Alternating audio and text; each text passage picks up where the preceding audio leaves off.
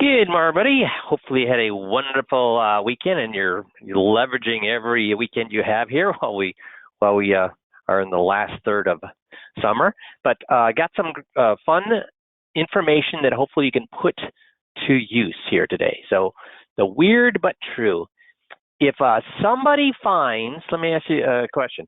Somebody finds a dollar bill on the way into your office, do you think that's going to increase or decrease the chance of them working with you? Increase or decrease the chance of them working with you? Very good, Tom. Nick, yep.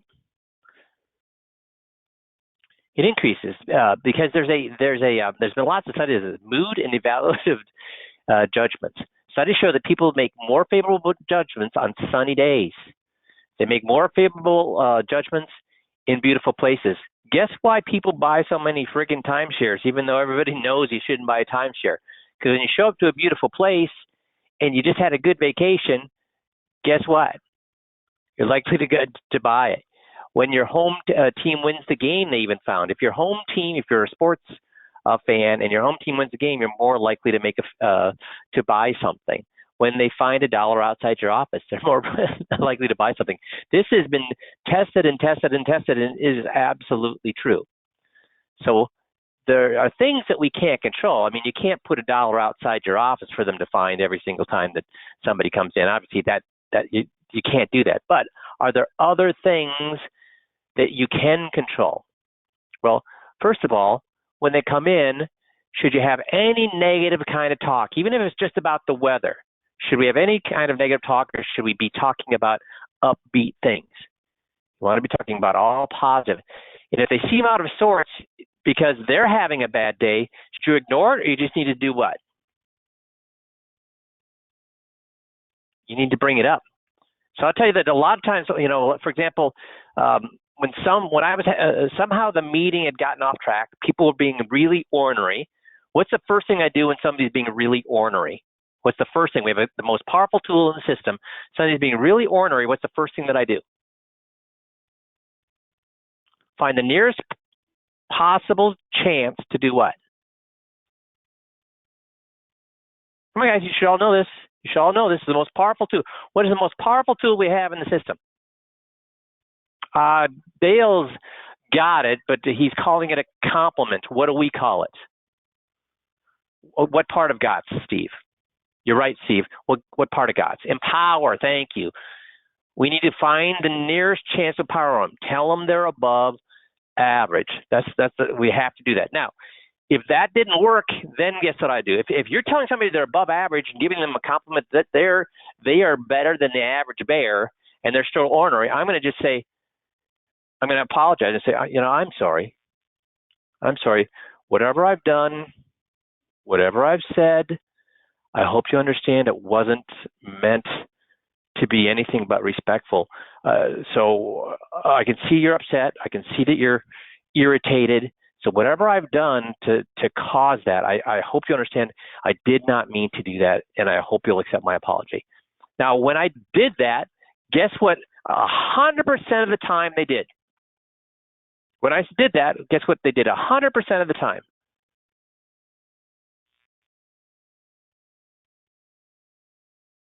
They would confess and that what the problem was. And 9 times out of the 10, was it me? No. They said, I just, I got up today that my battery was dead. Or, I just got, my son is driving me crazy. Or they do, but by apologizing for that and me taking the blame for them being angry, guess what it had them do? It had them reflect on, I'm being a dick right now. I guess I'm venting on Mike, and it's really not Mike's problem. And guess what they were for the rest of the meeting? Guess what they were for the rest of the meeting? When they had them, by apologizing, falling on the sword for something wasn't even my fault, and having them re-examine their behavior, guess what they were like for the rest of the meeting? Super easy. Super, super, super easy. Yeah, very agreeable. Yeah. Now, one of the other ways that we can control having them have a positive experience is using the WOW system. So under our low-cost marketing. At the bottom, there's the WOW system. So in there, we talk about having the welcome marquee. Please, everybody type in Y if you have that marquee where you welcome Mr. and Mrs. Smith or welcome Mrs. and Mr. Jones. Put a Y if you have that marquee. It's $12. It costs you $12 to have that. And if you want to have somebody walk in your office with a big smile on their face and feeling that you're a wonderful person, you have to have that marquee. And I talk about this about once every 6 months. So I've got one Y. Come on, guys. I hope there's more than one of you. This is not a small thing. Guys, would you pay $12 to have everybody that comes into your office feel that you're a swell guy? You should. I'd pay a hell of a lot more than that to have them think I'm a swell guy. Get a marquee and put it outside the office so that when they come in, if you don't have an office, then yeah, I totally get that. I mean, some people don't have an office, but even if you office in what do they call those suites? What do they call those suites? Where you don't have your own office. Regis, yeah, Regis. Even if you have a Regis suite or a HQ, could you put up a marquee? Yeah, there are ways to put up with sticky things right now. Like the things that peel off walls. Could you put up two hooks outside your office with the sticky things that you can peel off when you leave and still hang up that sign? Yes, I'll tell you that everybody that does it will invariably tell me that they have people that comment on it, and it makes you feel really good. The other thing is, if you don't have an office, you can't do this, obviously, but if you have an office, are you making cookies for them? Do you have a hot beverage system? And with the beverage system, it doesn't need to be hot. It can be cold or hot. But with the beverage system, what's the most important part of the beverage system for those of you that are familiar with the WOW experience? What's the most important part of the beverage system? Nick, remembering what they like. You hand them a menu, they check that menu, you put it into their folder, and the next time they come, you say, hey, would you want the chamomile tea? And guess what happens when you remember what they like to drink? I mean, if you walk into a restaurant, you walk into a bar, you walk into whatever, and they know that you know what they want, how does that make them feel? These are not expensive things to make people feel good. And when you make people feel good, they make decisions in your favor. They make decisions in your favor, okay? So that's a little hint. Please, please, please. We talk about the WOW system about twice a year. Everybody should be saying, yes, I have a marquee. Everybody should be saying, yes, I have, that has an office, should be saying, yes, I'm using the beverage system with the menu. So please take advantage of that. It's such a simple, the marquee is $12. The cookies the cookies and the beverage system is probably going to cost you $150. So that's very cheap to be putting, moving the bar in your favor by 10 or 20%. Okay. Now, the next thing I want to talk about, the main topic today is deferred income annuities are more than just a risk management tool right now. Investment news. Now, is investment news known to be an insurance, have an insurance bent or a securities bent? Investment news. Insurance or securities? Stocks, yeah, securities. And yet they had a huge article saying deferred income annuities are more than just a risk management tool now. In the current interest rate environment, income annuities find themselves in the unique position of being a competitive investment tool, not risk management tool. Now, why? Why do you think that's the case?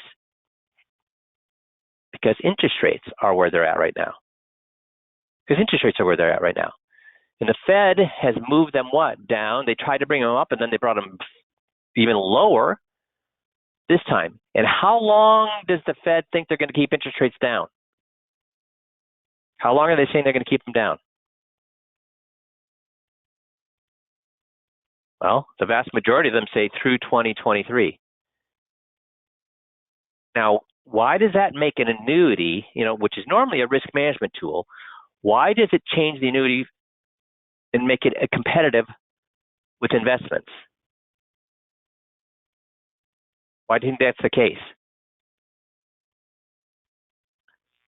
Well, first of all, look at where we are now. You guys, I show this on a regular basis, the Shiller PE. Guys, it's now -5. Remember here about a year ago, it was like at positive 1.2%. This is the implied future return for the stock market over the next 8 years, a negative 5%. We've hit a negative 5%. The Shiller P, the 10-year average now is 38.5. Look at here, where the actual, so now, does that mean we're going to have a negative 5% rate of return per year, every year for the next 8 years? Is that what this is saying? No, you're right, it doesn't. So what is this saying? Because economics is not an exact science. But here's what it's saying. In reality, it will never be the case that the Shiller PE will reverse exactly the same to the mean, because that's what this is saying. If it goes back to the mean, if the PE goes back to the mean, we'd average a negative 5%. In other words, over the next 8 years, which that means a negative 40% over the next 8 years. If it just went back to mean. We don't know if it's going to go back to mean. But here's what it's saying. If it didn't go back to mean, here's the thing. Table below gives us a better idea to the range of the future returns would be in the market that are within 50 to 150% of the mean. So if we're really lucky and the mean goes up it goes back to 150% of the mean, what's our rate of return? If we're super lucky, if the stars align and we go back to 50% above the mean, what do we get? So guys, right now, and this is what Investment News is saying, right now, what's the chance you're going to make money in stocks over the next 8 years?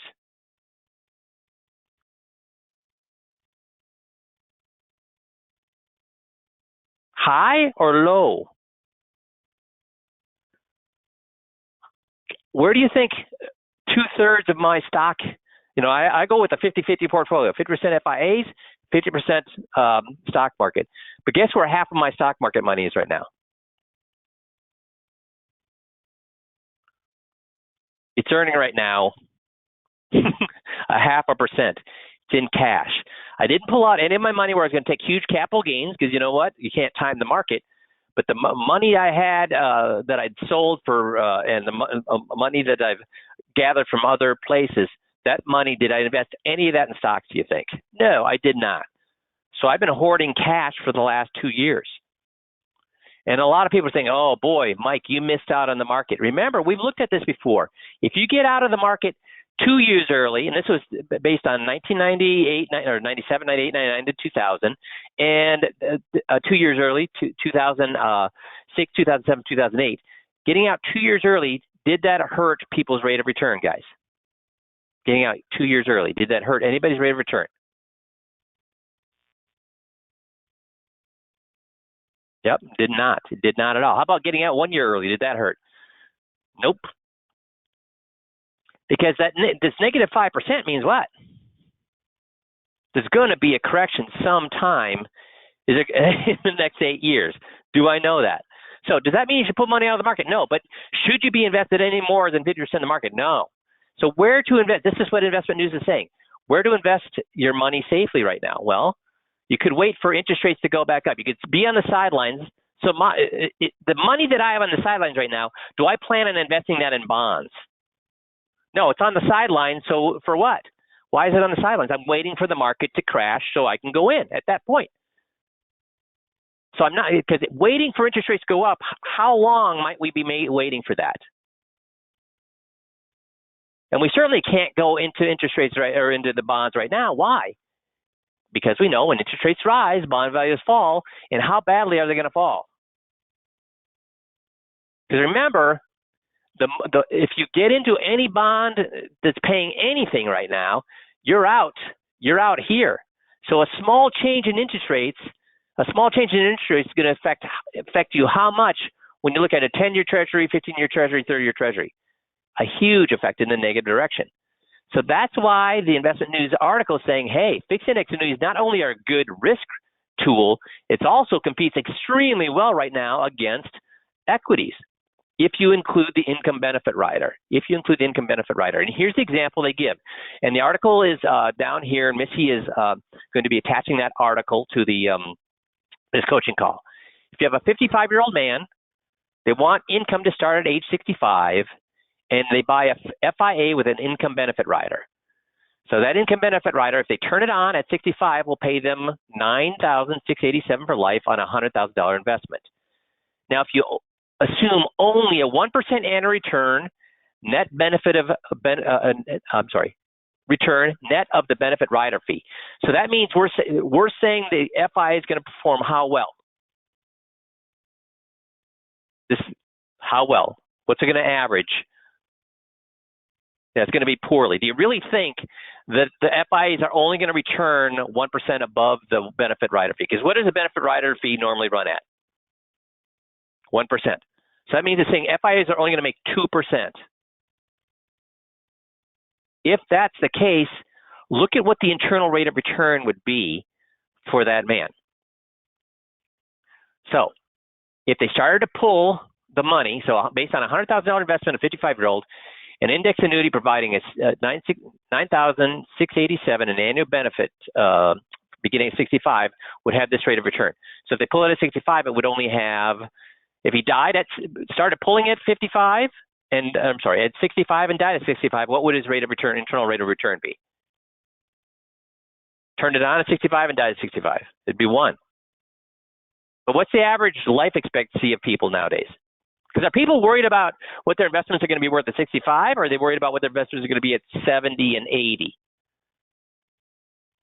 Yeah, so 85. Well, 85, what's the internal rate of return right now? Getting close to what? 4%. And how does that compare over the next 20 years to what investments are doing right now? So certainly, first of all, is this a good rate of return for the safe part of the portfolio? It's an awesome rate of return for the safe part of the portfolio. And with what the Shiller PE, and again, we've talked about this before, the Shiller PE is not the only one out there, but all of the dashboard. So there's like over 20 different measurements you could take on the market. How many of those measurements right now, out of the 20, how many of those measurements are saying the market is not a little overvalued, but crazily overvalued? A few of them or all of them? Yeah, all of them. So what Investment News is saying that not only is FIAs with an income benefit rider a good risk management tool, it competes right now with investments. Because when you look at what we're looking at least over the next 8 years, look at what you'd be looking at with internal rate of return, and certainly with bonds. Because as interest rates, can we agree interest rates are not going to be zero or near zero for the next 20, 25 years? Which means that are FIAs and income benefit rider or bonds the better deal right now? And by how much? By a little or by a lot? And with where things are right now, if we look at the Kitsis chart where he talks about not running out of money, remember where your clients are right now, if they're looking at the next 20 or next 30 years, where should their stock allocation be? Should it be closer to stocks being at 20 and 30%? Or should it be closer to stocks being at 90 or 100 or 80%? Should it be up here? Stocks should be at the 20, 30, maybe 40%, but really 30 or 40, that's where the green is, right? 34, 20, where's all the dark green? The dark green is actually 30%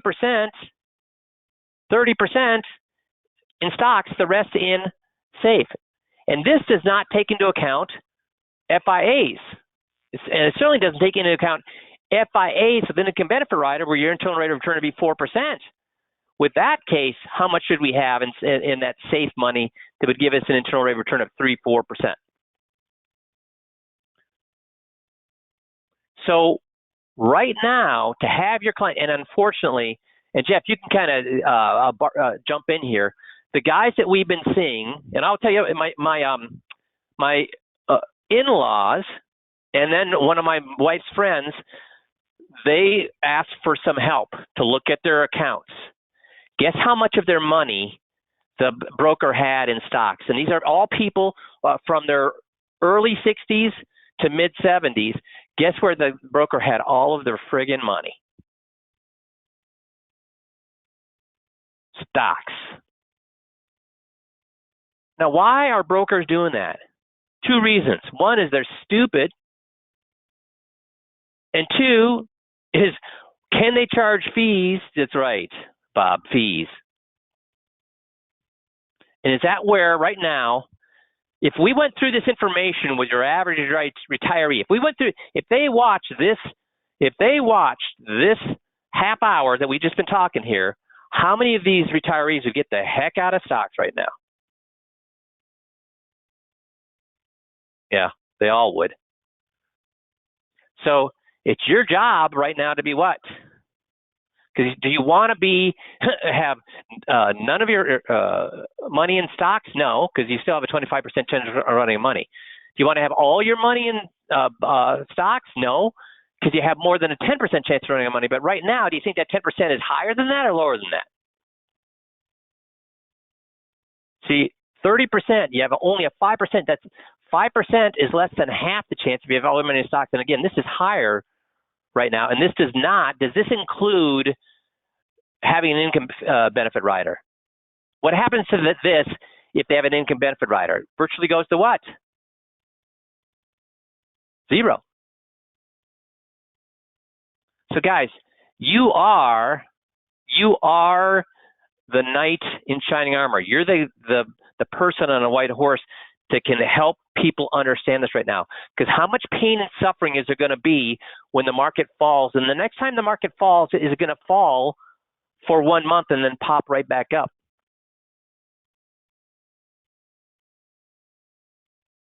So think about that. So this is why we need to have the clients with at least 40% of their money in FIAs, if not even more of their money in FIAs. And this is during a typical time. Are we in a typical time, or we should have even more money in guaranteed? And here's the thing, guys. If you put somebody's money into an FIA and the market falls 40%, what could you do? If the market fell 40%, what could you do? If you really wanted to, and you'd still come out way ahead. What's the worst possible scenario for an FIA? What's the most you can lose on an FIA? No, you can lose money on an FIA. How would you surrender? And what's the surrender going to be? What's the surrender charge going to be? 10%. So if the market goes down 40, they lose 10. How much did you save them? How much money did you save them? That's the worst case scenario. What's the worst case scenario with the market? 40% down? No, what's the worst case scenario with the market? Yeah. So guys, I'm just telling you, be reasonable. Don't be crazy, move all the money into cash. Don't be crazy, move money into stocks. Be reasonable. But right now, reasonable means with a little bit of bent towards guaranteed or a little bit of bent towards the market. Right now, being reasonable means a little bit of bent towards the guarantee, especially when you add income benefit riders. And Jerry has told me that a lot of guys are doing this right now. A lot of guys are doing this right now. And we know why now. And because we think it's a good idea, or because who thinks it's a good idea? Even places like Investment News thinks that this is a good idea at this point. And Nick, you're way ahead of me. If you walk through this with a client, how many of your clients are going to want to do this? How many of your clients are going to want to do this? And guys, worst case scenario, are you cannibalizing your book of business? If you do AUM, are you cannibalizing your book of business if you move some of that AUM into FIAs right now? Are you know what? Because none of us are in the business to start move backwards, right? I get it. So first of all, it's the right thing to do, especially if you walk through this information, the client wants to do it. Second of all, if you went to your child and said, hey, or your child comes to you and says, Dad, I'm wondering, I got 2 offers for a job. One of them has said that they'll pay me up front for 7 years. If I quit, I get to keep the money. If I get fired, I get to keep the money. or they'll let me get paid every year. Which one would you recommend your child take? The one where they get paid up front no matter what, or the one they get paid every year? The upfront. And that's what you're doing with an FIA. And as some people have already pointed out, guess what you can do with the FIA money? Heck, you could pull it out at 10% a year to dollar cost average back into the market. Because remember, what is Kitts is saying here? It says over time you should what? Increase or decrease the money that you put into the market?